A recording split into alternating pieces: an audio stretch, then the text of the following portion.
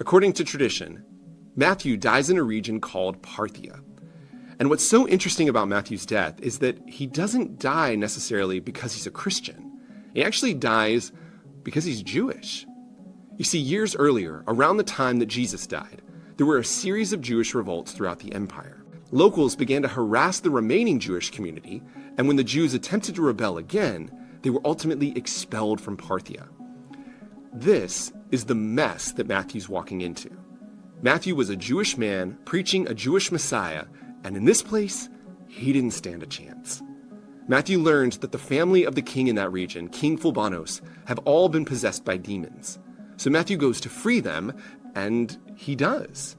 But when he casts the demons out, one of them takes possession of a soldier and eventually enters into the king himself.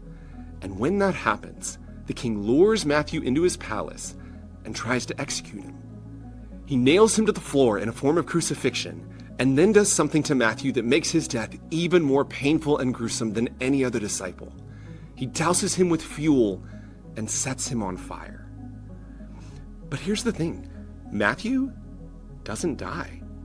At one point, Matthew begins to pray for deliverance, and what ends up happening is that he's able to endure the fire for a while.